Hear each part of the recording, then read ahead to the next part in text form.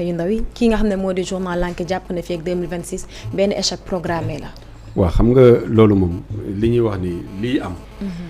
kenn ku nekk mën nga ko apprécier par rapport ak yow sa échelle. mais le plus important mooy y a un plan de développement économique bu fi nekk en dehors même du plan de redressement économique. coup de baguette magique amul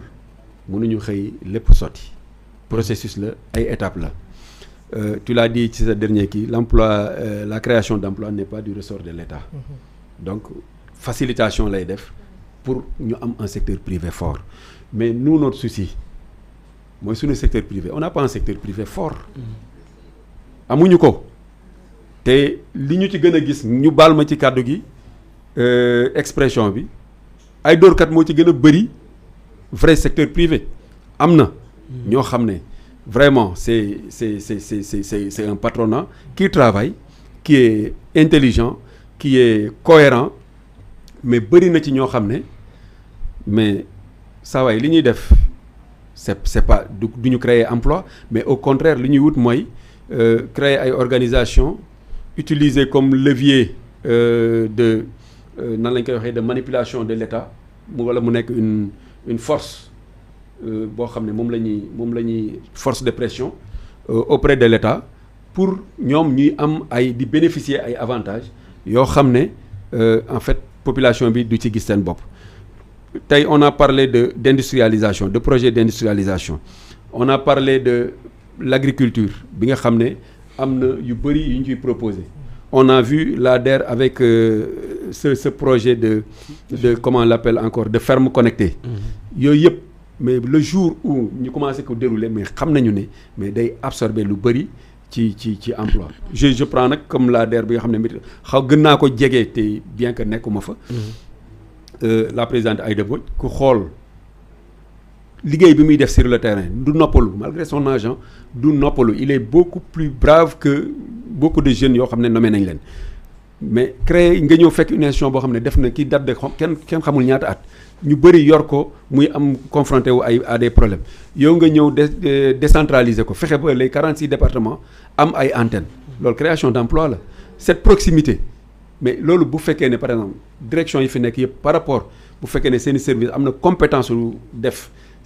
atteindre ce niveau de décentralisation créer proximité man je parlerai plutôt par rapport à notre projet panel li ñu doon xalaat mooy éventuellement créer ay agroville ay la paysannerie nga fexe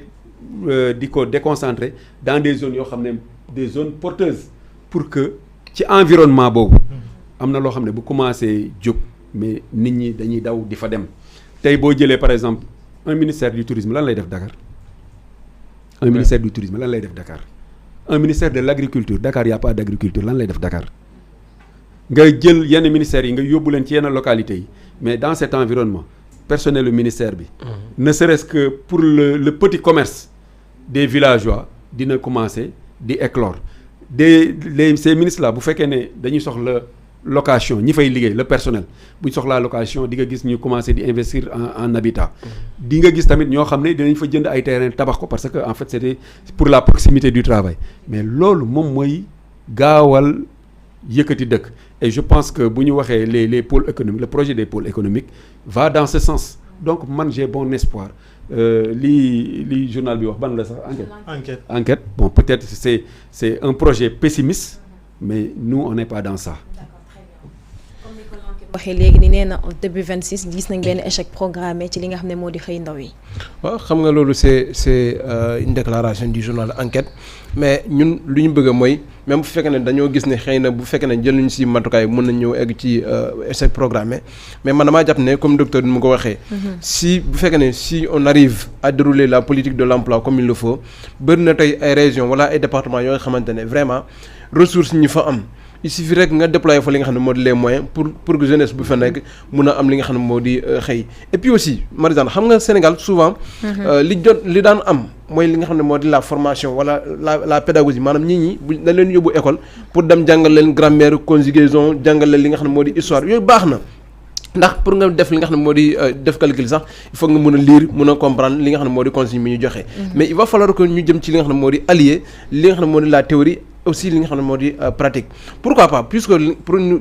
français bi ñuy jàngale lan moo tax mënuñu koy dugal ci li nga xam ne moo di formation professionnelle boo xam ne ñii dañ leen di former ci école yi au moins ñu préparer leen boo génnee foofu noonu bu ñu la béy ci benn entreprise ñu ne la defaral lii au moins di nga am capacité pour defar loolu mais des fois da ngay jàng école publique ñu jàng la théorie nga dem ba génne fa ba am fa licence léegi bu fekkee ne bu la desatul du dem liggéey fa il va falloir que nga defaat encore benn formation bëri na tey ay enseignants yoo xam ne da ngay dem ba licence master nga jóge foofu noonu ñëw ba la encore école normale nga defaat encore foofu noonu 3 ans léegi yow imagine nga def licence nga yokkaat encore 3 ans ñaata at la 6 ans waxtuma la ki nga xam ne def na ba def master nga def master nga ñëw passé benn concours nga dara dem liggéey ñu ne la foog nga defaat encore formation donc je pense que loolu retardement la et mën nañoo fexe ba allier li nga xam ne moo di enseignement théorique ak enseignement pratique de telle sorte que nit ki balaa muy jógee université au moins dina am un certain bagage bi koy permettre bu demee ci benn entreprise mu mën a opération ñu yokkal ko li nga xam ne moom la jàngee école mu mën a doon koo xamante ne ko opérationnel docteur mu ngi ko doon wax tey am na tey peut-être ñu bëri ñi nga xam ne jox nañ leen ay postes de responsabilité mais ñooñu noonu boo xoolee mënuñ ko doxal parce que tout simplement li ñu leen jàngal mooy théorie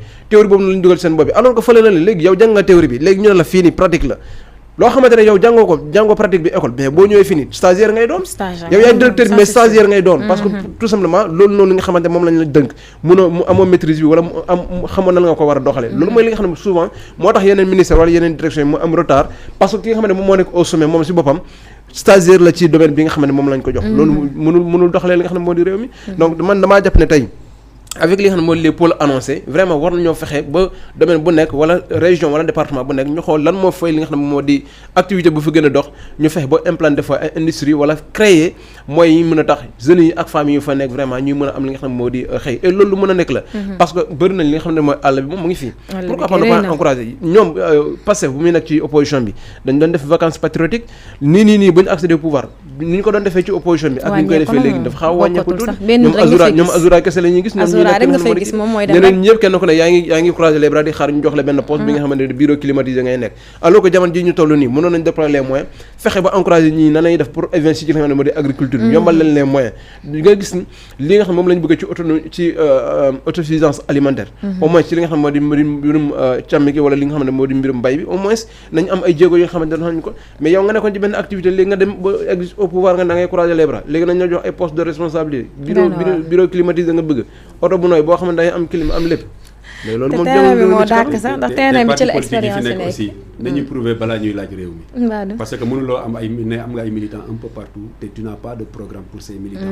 ñu parce que parti politique association rek la association la peut-être ambition politique bi moo ci dugg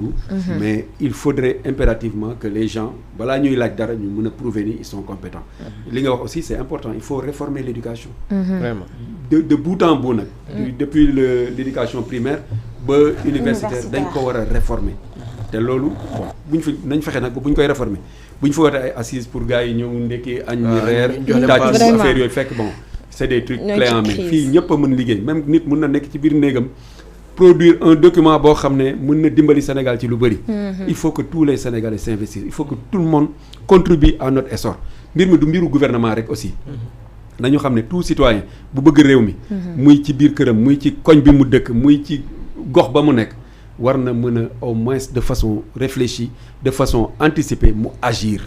pour sa communauté am na ko doon wax ne bureau ministère de l'enseignement supérieur bureau am au lieu que muy am benn ministère boo xam ne foofu lay nekk pourquoi mu dem ci fi nga xam ne moo di université ñu jokkoo fa benn bâtiment boo xamante ne foofu lay installé ak ministère au moins chaque jour suy xëy muy daje ak étudiants yi nga xam ne ñii ni conditions yi la ñu nekk mais boo nekkee jam ñaajo université nekk fii doo xam ci yenn condition lay étudiant doo xam ban heure la ñuy ñëwee doo xam yenn condition la ñuy dund foofu ñëw benn jour rek sooy ñëw dañuy préparer fexe ba restaurant yi set mais boo nekkee ci biir loolu noonu set boobu noonu dañuy fexe ba continuer chaque jour parce que dañuy ragal ne ministre bi mën na fee jaar à tout moment te nga wax man de nekk naa université ba génn xaw ma woon kuy sama ministre de l'enseignement supérieur je ne le connaissais même pas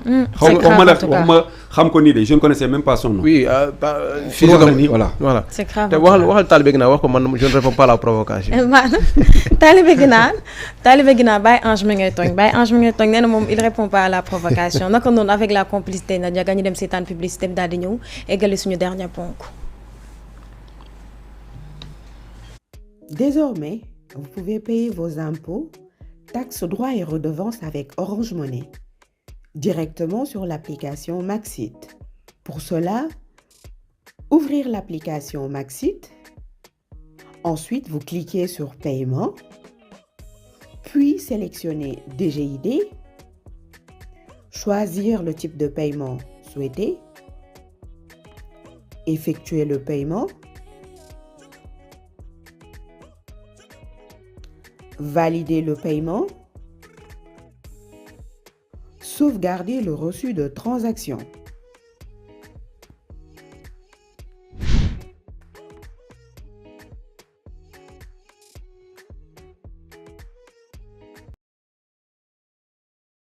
Vidéo. Très bien, Aïcha Pape Gueye Tall. Voilà Marie ñu wéyal suñu ay xibaar nag ànd ceeg li nga xam ne moo nekk voilà Marie dañuy wéyal suñu ay xibaar ñu ànd ceeg li nga xam ne moom moo di Sud Quotidien nag ñëw na ba léegi rek ci li nga xam ne moom moo di salaire impayé ci li nga xam ne moom moo di des travailleurs coupure d'eau d'électricité et d'internet au CNAM foofu ca Casamance boo xoolee li nga xam ne moom la ko journal bi titré Casamance salaire impayé des travailleurs coupure d'eau d'électricité et d'internet au CNAMS déminage en péril Marie ñu gis nag ñi nga xam ne ñoom ñooy liggéey ci li nga xam ne moom moo di wàllum déminage foofu ca Casamance ñoom nag ñu ngi ñaxtu di wax que ne jotuñ ci li nga xam ne moom moo di seen payoor boobu ba léegi ñu ngi koy xaar ak perturbation yi nga xam ne nemmeeku nañ ko muy am ci li nga xam ne moom moo di site yooyu Marie. Très bien docteur Ka ñoo ngi di liggéey foofu nga xam ne moo di Casamance ci déminage ñu ne nañ depuis boobu ba tey ñoo ngi ñaxtu pour ñu jox leen seen salaire mais gisaguñu benn yoon xaalis daal di wàcc. Ah mais je pense que CNAMS am na directeur je pense que CNAMS aussi am na ay partenaires en dehors de l'État. C'est à eux quand même de réagir man maa ngi rappelé wu l'assistante de CNAMS bi fa nekkoon elle était très très efficace madame Sow léegi mi ngi Memphis quoi léegi moom bàyyi na jóge na ci métier bi heureusement que c'est notre militante elle est notre répondante à Memphis aux États-Unis maa ngi koy nuyu au passage. yaa ko xëcc. En tout cas elle est intelligente elle est brave liggéeykat la. et xaw ma woon sax ni tey on va parler du CNAMS. mais ce matin rek ñu ngi échanger un message. macha allah xam naa fàtte na sax CNAMS parce que tellement elle est partie il y a longtemps mais daal monsieur Guèye Marie-Ange. je pense que liggéey bi ki ñu jox direction bi. moo war a wane son niveau de compétence. pour gérer loolu parce que bu yii ñuy wax ni c'est des détails ay nit mënuñu nekk exposé wu foo xam ne en fait le travail est très dangereux. Habituellement sax déminage c'est l'armée qui le fait. avec les services du génie. donc bu ñu ko confier à un personnel civil waxuma sax seeni salaire ñu am problème mu salaire ak ay conditions de travail mais li nga xam ne moo war a nekk seeni prime de risque dafa war a élevé de sorte que dañ ci war a jot ne serait-ce que pour la sécurisation de leur famille loolu moom lu may déplorer la parce que xawma li xew réellement ci terrain bi mais c'est vraiment war nañ ci interpeller aussi l'État mu wax ak le directeur ak aussi le ministère bi nga xam ne moom mooy tutelam ñoom ñëpp je pense que toute cette chaîne là doivent être interpellés pour que gars yi nekk dans de meilleures conditions de travail parce que les mines moom le risque est gros quand le terrain n'est pas déminé. Très bien Ange ci côté boobu nan nga ci yokk. Oui je rejoins docteur ci li mu wax il va falloir que très vite ñu décanter li nga xam ne moo di la situation parce que il y a pas longtemps dans le secteur de Sédhiou dans la région de Sédhiou pratiquement la fa benn jeune tëbee ci benn mine donc ça veut dire que mine yi ba léegi nii mu ngi fii parce que ñu ko suul du ñoom ñoo nekk du koy sulli ay nit la yoo xam dañu leen indi da ngay ñëw ci benn terrain boo xamante ne yow sax xamoo fan la mine bi nekk ak fu mu nekkul donc da ngay mettre ta vie en péril donc je pense que ñooñu quand même seen daara warul manquer parce que quand même il faut un courage pour wàcc ci benn terrain boo xamante ne ñun ñëpp xam nañ boo tëbee ci mine rek pratiquement sa àdduna dafay daal di yàqu donc bu fekkee ne am na ñu jël seen courage en main pour affronter li nga xam ne moo di risque yoo noonu vraiment ñooñu moom lu ñu war a ak ñoom mooy fexe ba li nga xam ne moo di seen salaire ak seen conditions yi vraiment ñu matale ko seen équipement aussi warul tarder parce que maintenant quand même on a besoin de récupérer ces zones là yi nga xamante ne vraiment miné nañ ko et mu doon zone yoo xamante ñii dañ fa doon dem y en a des villages qui sont abandonnés ay dëkk yoo xamante ñi fa nekkoon daw nañ bàyyi dëkk yoo noonu donc on voit que les gens sont en train de commencer à revenir d'ailleurs ça man moo tax ma féliciter le ministère de l'Intérieur jamono bi mu demoon Casamance il en a profité de l'occasion pour faire le tour un petit peu xool comment les gens là sont en train de s'installer parce que il faut aussi accroître li nga xam ne moo de la surveillance foofu noonu bëri na ay nit yoo xamante ne xëy na ci àll yi noonu zones yi ñu doon dem foofu c'est des zones qui sont minées nii y en a ay périodes yoo xamante ne ñii dañuy soxla dugg ci biir àll bi pour dem def li nga xam ne moo di këyit pour dem uti li nga xam ne moo di ay fruits da ngay dem ci benn àll boo xamante ne xamoo miin fan la nekk donc je pense que loolu aussi vraiment na ci seen ministère de tutelle jàpp état bi aussi bu fekkee ne loolu kese mooy seen jafe-jafe vraiment nañ fexe ba décanter li situation bi. D'accord, aussi très le bien. ministre na dem seeti ñi nga xam ne mos nañ tëb ci mine pour xam. oui vraiment les dégâts yi nga xam ne moom la mine di def. Effectivement. waaw y en a qui perdent la vie y en a qui sont amputés ak yooyu. donc il faut mu jege ko. parce que ba léegi soldats yi ñu ngi dugg foofu ñoom le risque et péril dañuy dem ci àll boobu noonu dañuy fexe ba nan la ñuy def pour sécuriser li nga xam ne moo di population parce que la population yi ñuy ñëw ñoom ñooy dem foofu noonu jéem a xool def li nga xam ne moo di repérage bi jéem a xool fan ak est-ce que c'est sûr ñi war nañu mën a dellu si donc c'est des efforts du gouvernement comme vraiment qu'on encourage et on félicite vraiment le président Diomaye avec son plan Diomaye pour la Casamance bi nga xamante ne tey àll yooyu noonu ñiit yooyu noonu dem nañ vraiment pour désherber les lieux ils commencent à s'installer fexe nañ ba aussi électricité dem na fa donc ça quand même il faut quand même war ñoo dellu ginnaaw dañoo war a pousse ñu jëm kanam pour ne serait-ce que leur confort et puis li nga xam ne moo di encourager le retour. Très bien, am na solo Ange Marie ma bàyyi la nga tàggatoo waale c'était un plaisir bokk ak yow plateau bi. di la souhaiter un bon week-end aussi. di kontaan week-end jot na tey le vendredi waaw wax nga dëgg di kontaan vraiment di jotaay bi te de encore une fois may féliciter suñu xarit docteur Ka mi nga xamante ne saa yu ñu ko soxlay rek daay bàyyi ay yitteem ñëw teew ci li nga xam ne moo di bii le plateau wax naa la ci ndorteel bi nekk ku civilisé la gis nga anam yi nga xamante ne noonu la abordé ci prové naa ko ba sonn mais nangul il faut nga jël ànd Casamance nangul xuus ci mbir mi laaj naa ko kan moo yore décret bi nee na moom xamul donc vraiment ma lay féliciter bu baax a baax surtout anam yi nga xamante ne gis naa ne ci say kaddu ne am nga pas-pas ci li nga xamante ne moo di sans politique bi ngeen nekkee mais aussi bi ngeen jàppee ba léegi nii bàyyoo leen yéen wutee ngeen ak ñi nga xamante ne tey ñu ngi leen di indexé ñeneen ñoom ñooy jaxase diggante li nga xam ne moo di tandem bi mais yéen fi ngeen jàppoon ba léegi nii wàccoo leen yoon bi ñu mel donc vraiment loolu il faut quand même être républicain il faut am ngëm-ngëm ci politique pour mën a vraiment dëggu ñu leen di ñaanal yàlla may leen ndam ci yoon bi nga xamante ne moom ngeen dëmmal mais aussi ñi ngay àndal say collaborateur ñoom xam naa ne kontaan nañ ci yow parce que gis naa ne vraiment nit ku amoo benn problème donc ñoom 50 mën nañ kaa seede donc 50 je pense que tey moom du ma wax dara parce que vraiment débat bi def nañ ko ci anam yu civilisé Pape ma lay remercier ci revue des titres yi Marisane yow aussi ci anam yi nga téye jotaay bi di nuyu bépp internet bi nga xamante ne yaa ngi doon teewlu bëri nañu kaar macha allah tey xam naa ne docteur moom